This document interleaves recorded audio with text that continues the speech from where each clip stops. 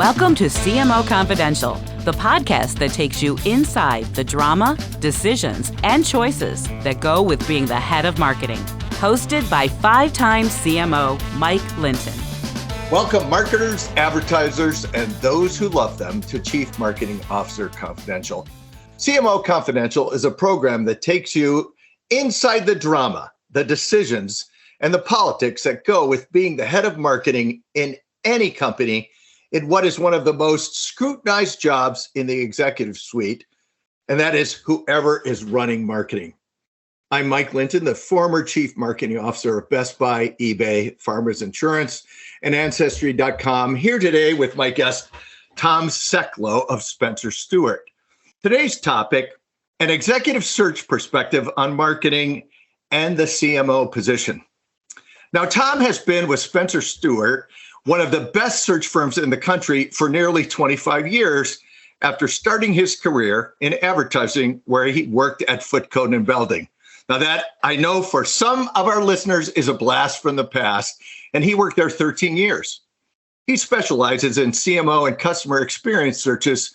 And full disclosure, I have known Tom for quite a long time as our paths crossed at Procter & Gamble. I was a little assistant brand manager on Safeguard, and Tom's now wife was my account executive at the agency. So we have known each other for longer than I care to admit. So welcome, Tom. Thank you, Mike. Pleasure to be with you. Okay, so here's the setup. Tom has been watching marketing for a number of decades, and he's seen just about every situation. I think he told me ahead of this, Spencer does 5,000 searches a year, and a lot of those are marketing. He's going to fill us in a minute. He's watched endless turnover. He's watched all the agencies change in and out. A lot of CMOs change in and out as everybody's looking for the best marketing, the best sales they can get at the lowest possible cost. And we're going to go deep on that topic. So first, Tom, let's start by you just telling me, give us an overview of Spencer and then a little bit on the marketing searches that you all do. Sure. So Spencer Stuart's a retained executive search firm where we call ourselves a leadership advisory firm these days because while we do exec search and it's the mainstay of what we do, we've added a lot of other services that consult to the C-suite. So team effectiveness, culture, a lot of work around boards effectiveness, executive assessment, et cetera. So that's what Spencer Stuart does. And the way we're organized is we have people who specialize in all sorts of things, industry specialists, as well as functional specialists. So a functional specialist would be CFOs, CIOs, and yes, marketing. And how many of those 5,000 searches, how many of those are marketing searches? And then tell me what you're seeing that marketing is evolving is the other thing I think it's going on. Yeah, I think roughly 10% of those are marketing searches, and about 200 of those are chief marketing officer searches. And one of the things that's a little deceptive is the titles, or maybe not deceptive, but changing is the titling. And, I think for a long time it was VP of marketing was the top marketer in an organization. And then it's SVP. And then to reflect that it's a C-suite role, it became chief marketing officer. But then there have been additive functions that go along with that. And sometimes it's now called chief revenue, chief growth, chief commercial officer to reflect and you yourself had one of those at Ancestry, where we were proud to have placed you. And thank you. Yes, and it reflects a broader set of responsibilities. Sometimes there's corporate communications thrown in there. Sometimes there's sales in those roles, and there are other pricing or other responsibilities. So the marketing job has evolved like crazy over time, and also a lot changed across industry during COVID. Tell us the state of the marketing job right now. You mentioned it's evolving like crazy, but talk about some of the pressures on it and then what COVID did to that.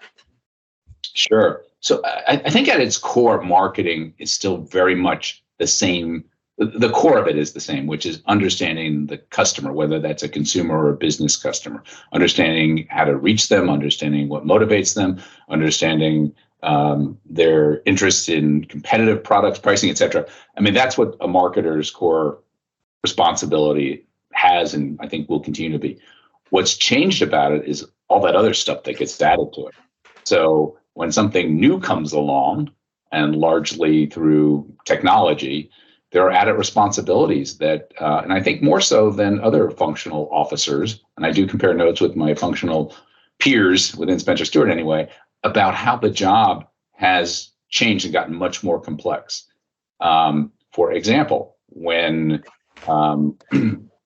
marketers have the internet as a source, as a channel, acquisition, retention, and CRM are added to the plate. When marketers have social media, which was a large part of it, was related at one time to what corporate communications did or brand PR did, and all of a sudden that becomes part. So it's and for the marketer, and I think that accelerated during the pandemic. That there was a lot more and that has been heaped upon a marketer's responsibilities. And there has been the pressure to take or not take social stands on top of that. So that is, but so this has been a job that's evolving like crazy. But one thing that hasn't evolved in the job like crazy is the job still turns over faster than any other C-suite job, I think, by a pretty good factor. Yeah, we've been running that study for a number of years, and it gets picked up a lot. In fact, I think it gets picked up more than anything else that our firm puts out, is the CMO tenure. And I think a lot of people conclude immediately that marketers get fired, when that isn't necessarily the case. Yes, marketers do get fired. We can talk about some of the reasons why that happens, but they often move on to other jobs. I think a lot of the jobs underneath a CFO or a CHRO or a CIO ladder up to a functional lead, which can be a terminus career-wise. For marketing, not necessarily so. Marketers can go on into other jobs in companies, which happens. They also become marketers in other companies. And I think part of what drives it as well is marketers tend to be a curious group. They have much more curious is such an interesting word, Tom. Well, it is a career promiscuity because you become interested in other things. I mean, I was just thinking while you were describing yourself at the beginning of this, there is no relationship between the companies where you have been CMO. And I think what happens, and you can talk about it yourself, is you start to feel a diminishment in the value and new ideas and freshness that you're going to bring. And on the other side, you get curious about something else that's going on outside in the world. So it may be of your own doing. We do see that there is less turnover during more difficult economic times, probably because there isn't as much opportunity. Oh, is that right? So for 20 years, though, this has been the fastest turning job of all of them. I think you guys started the survey in 2003, maybe. So is there any, and I get all the career things you talked about and the chance to move, but 20 years is such a long time. You'd think some other function with IT or something would have superseded it, but it's 20 years straight, fastest turning job.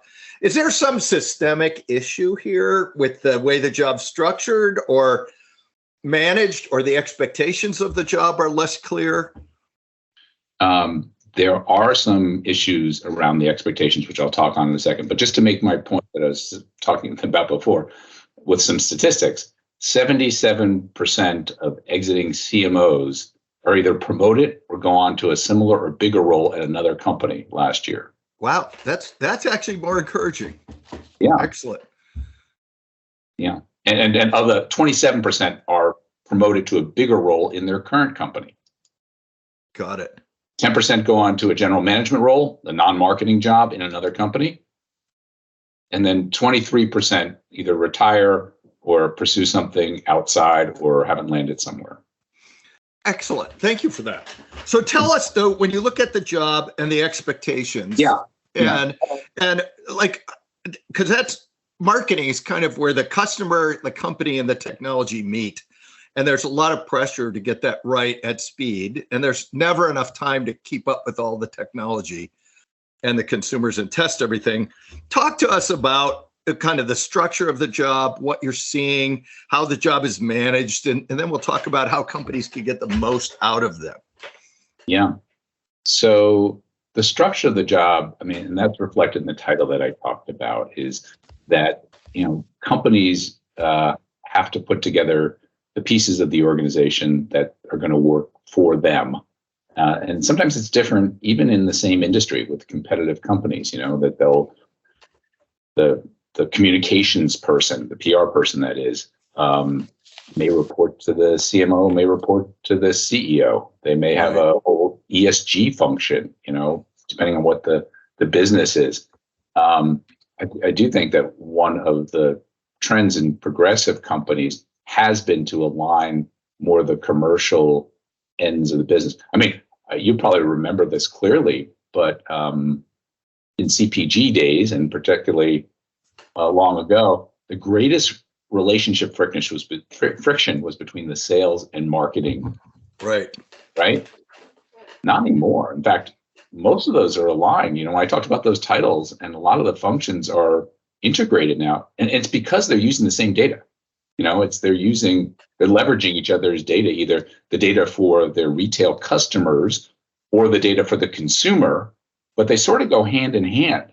And, your sales lead is not battling you for budgets. And I mean, they may, but there's more overlap than there is discourse. I agree with this. The other thing that has happened is you can track a lot of the sales that come through digitally very crisply. And so the entire performance marketing component is now a measurable component. It's not always perfect, but and that is a direct translation to sales, sometimes to the detriment of the brand side, but surely it gets you completely aligned with sales and sometimes with the financial team as well. So give advice to first-time CMOs or people that want to be CMOs on how to navigate this structure and expectation thing. Well, I think this goes to one of your earlier questions about, where CMOs come off the rails. And we hear it a lot when we're first getting briefed on assignments, when we are replacing somebody, and either from the CEO or divisional president or the CHRO. But it's usually because a lack of alignment in what the goals are and what they want, what they think a marketer does in an organization. And it's interpreted differently. And it's one of the fascinating things about marketing. And you can kind of tell who are celebrated with any industry by who the rock stars are. In technology companies, it tends to be the product engineers. In banking, it's people who came up from being loan officers at one time. In retail, it tends to be the merchants.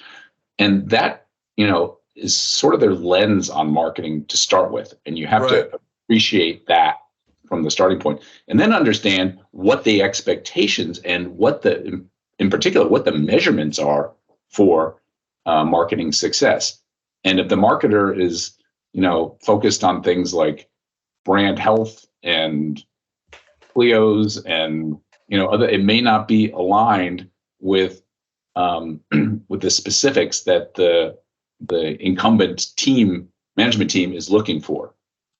I feel super strongly about this. If you're not aligned to the company financials and have some measures that tie into that, and you are talking marketing, unless you are in a pure consumer goods place, that is going to it's going to make you misaligned with the rest of the company. But so I'm a first-time CMO. How do I get those expectations set correctly, particularly if I have career, what did you call it? Career promiscuity? If I have that and I want to move, how do I make sure I move to the right place for me, particularly if I'm changing industries? Like, give advice to our listeners and up and comers. What should they be looking at when they think about that move? And then during the interview process, what should they ask and negotiate? Yeah, I think that's a really good question. And, I think it starts with understanding as I call them, who the rock stars are, but what are the influences in the company? What drives the business? How's success measured? And therefore, how will marketing success be measured? And be completely transparent along the way, starting with understanding your own measurements. If you're to achieve whatever your bonus goal is, aside from the company performance piece of it, for you specifically, what are those measures? And know what those are, and keep track.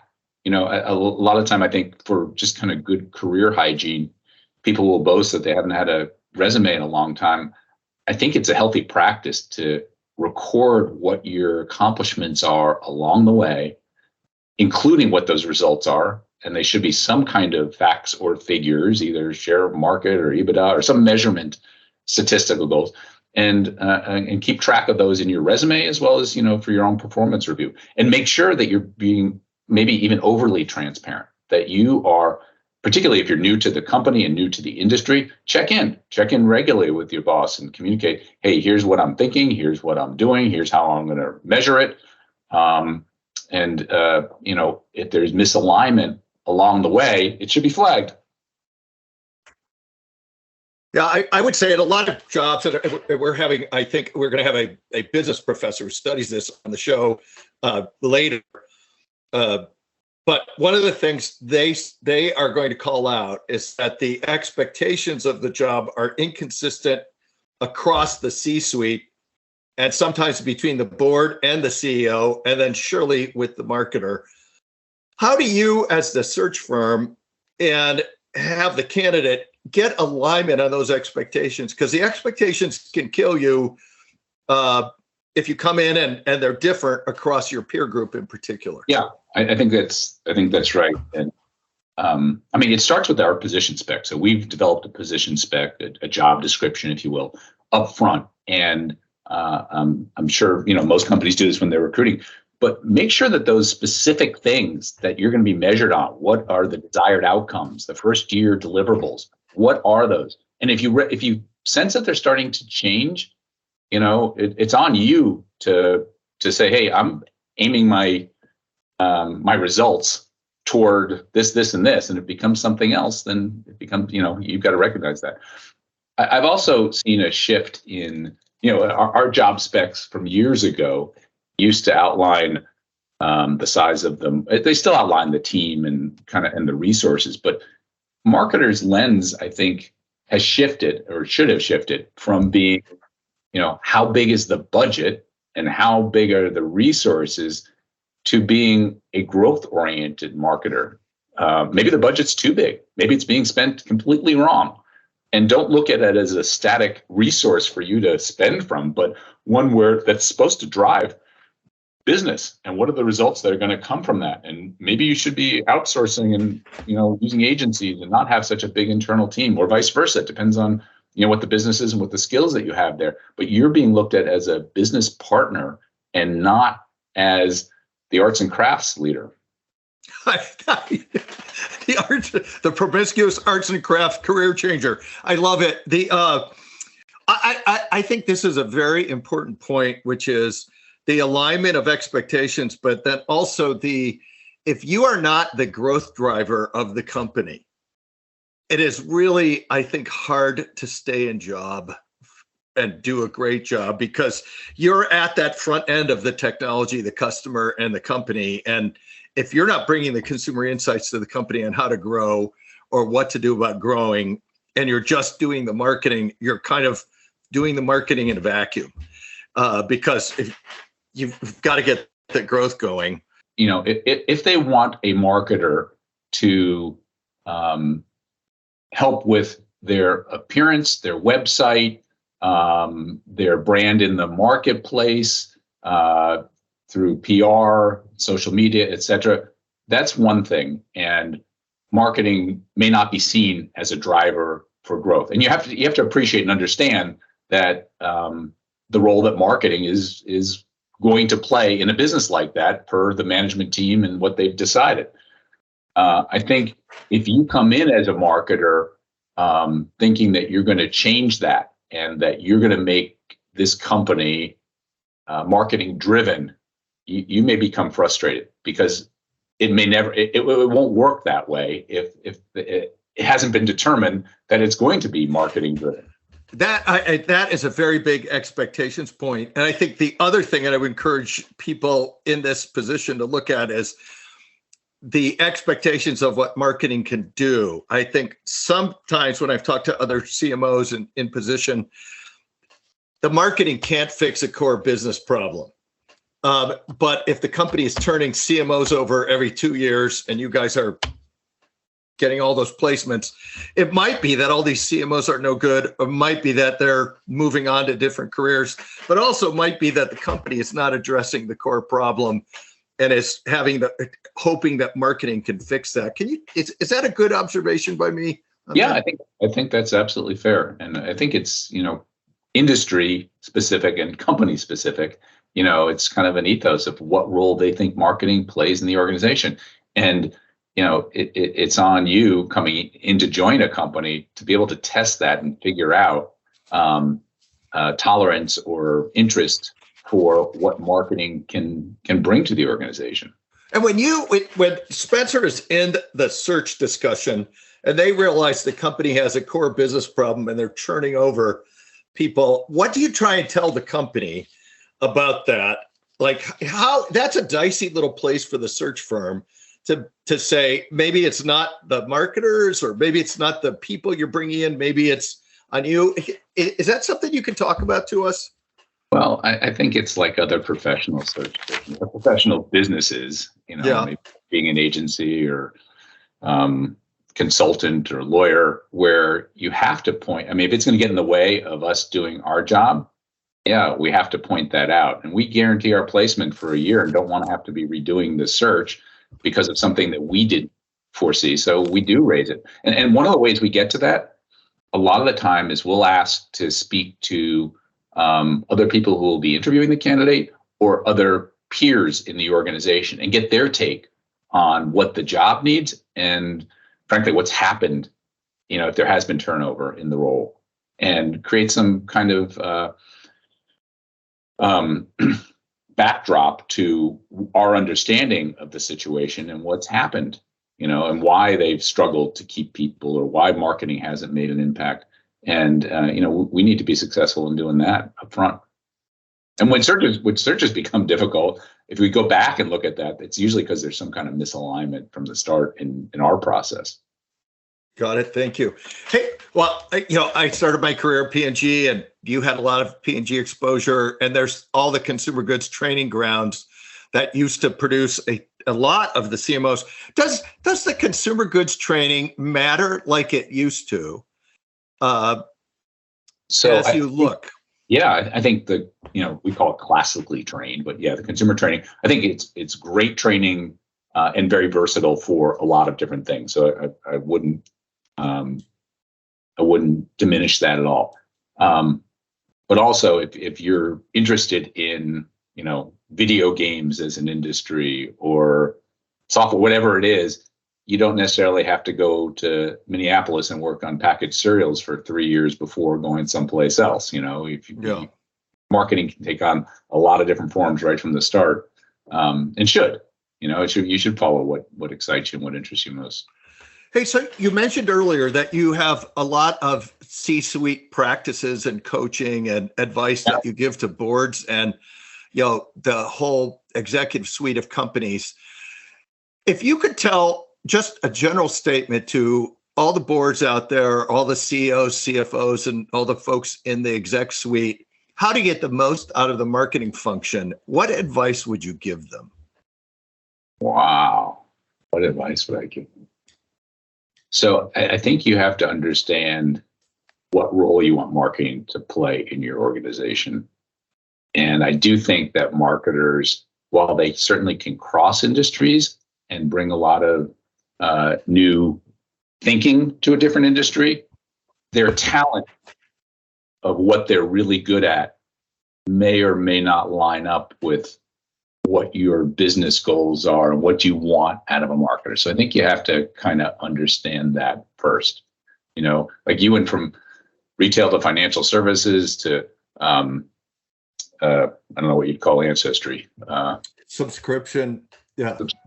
But in each case, sort of your technology, your particular know-how was really deeply about the consumer, the end user. And I know you, like most marketers, have always had a B2B component, along the way. At Farmers, I mean, your brokers are a significant, you don't call them brokers. I don't know. Agents. Your agents are a significant B2B customer for you. They are, yeah. And very important. But what gets you motivated and excited is the consumer piece, right? Right. And I think that, so there's first of all, there's a big separation between those who are turned on by B2B and B2C. But even within each of those, there are areas where the marketer is going to dig in and likely, be more successful. I think you have to understand, as the board or management team, where the CMO intends to dig in, what they intend to deliver on, what they, and make sure it's aligned to what the company is going after. And then how often, particularly in the beginning, you mentioned, because I think it's super important, particularly when you're changing industries, that you are constantly discussing this with the CEO and the rest of the C-suite, because my experience has been a lot of members of the C-suite will see the job differently, no matter how much you give them the job spec. Especially if you have what I'll call a blended C-suite from multiple industries. They will bring their history of what marketing does into that C-suite. They won't read the job spec, and then they will ask, where is this? And I will say I spend a third of my time managing almost any company I've transitioned into to make sure that is as good as it can be. And it's still not always that good, but yeah. Well, I think you've got to do like an internal campaign, if you're a marketer. I agree with this. For what it is you're doing and particularly what you're measuring, hit the drum on, we're going to measure this, and this. And when people come back and say, well, where is that? It's like, well, that's cool, but that's not what we were going after. That wasn't the focus of what we were trying to do here. And you have to be, your own advocate, and proselytize whatever it is that you as a marketer are focused on. Yeah, and as importantly, point to the things that you're not going to be doing. And I do think you're right. I think people do come to, a CFO may have crossed a lot of different industries. His or her function probably isn't all that much different. It's still numbers and dollars, but their interpretation of what marketing is going to, what it's going to cost and what it's going to bring varies hugely. Yeah, the other thing, I've always had one scorecard, and that's a marketplace scorecard, not a bunch of individual functional scorecards, because I think it's the marketplace that matters the most. But even within a marketplace, what is it? Sales? Is it share of market? For me, it's sales, margin, retention, and if I can do market share, because then I can translate that into financials usually. But in the end, if all your marketing is not producing sales at some profitable level, and if you're not retaining the folks you get in, you are not going to make the long-term financials work for the company. And all your stuff, in my mind, should ladder up to that kind of story, because that's kind of the story that everybody gets. Acquisition and brand and all that is super important, but it's not the end. The end is usually the sales, the retention, and the profit. And I like the team to be thinking about that.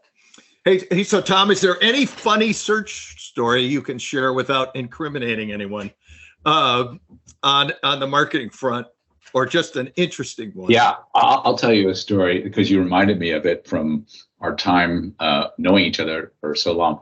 This is in, it's not a search story, and you'll have to decide if it's funny. I'm chuckling when I remember it. But I worked at the now defunct Wellsridge Green on Procter & Gamble business, and my then wife was your account person at the same agency. And we had, among other accounts that are no longer around, the Savin Copier account, which made I guess they're not around for a reason right now. We also had the Pan Am Airlines account. And the creatives who worked on Pan Am were there at all hours because, rates changed and they had to change the manually, essentially change the advertising. And one night, late at night, the creatives were in the copy room, and inevitably the Savin copier was not working as it should have. And one of these creative leaders put his fist through the plate glass. The plate glass on those copiers is like, that's like a Superman punch. Okay, so bleeding profusely out of his wrist, pulls all the innards from this crummy copier all over the place. There's blood and wires and glass in there. Next day, Mary Wells Lawrence, who was the sole owner of Wells Rich Green and ran it with a very tight fist, was furious and wanted to know who was responsible for such a thing. And there were 12 creative directors who came in with bandaged arms in a show of solidarity. Well, it's like I am Spartacus. All right. So, Tom, last question before we end the show. Any advice or thoughts you'd give our listeners as we move to close the show that we haven't talked about so far? Advice? You mean for marketers? Yeah. Or people? Or advertisers, anybody. Like, you're talking to the marketing and advertising community. Tell them anything you want to share before we ring off. Yeah, I think it's super important to stay curious. I mean, that's what brought you to the function in the first place. And I think that's what's going to compel you to your next job, and stay curious about things that excite you or that you recognize in passions of your customers. Excellent. All right.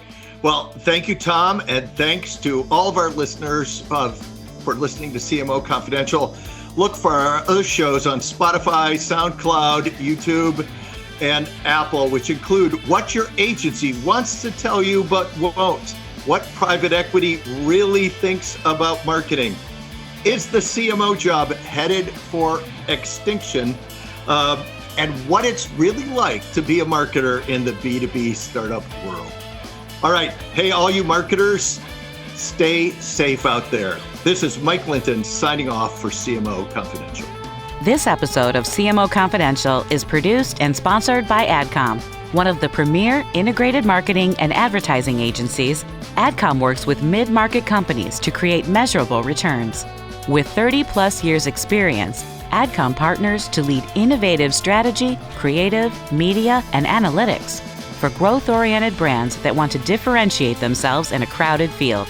Working in B2B, B2C, healthcare, financial services, transportation, building products, and consumer goods, AdCom leverages unique internal and external insights to create dynamic and lasting brands ready to maximize their market position. For more information, visit us at engageadcom.com.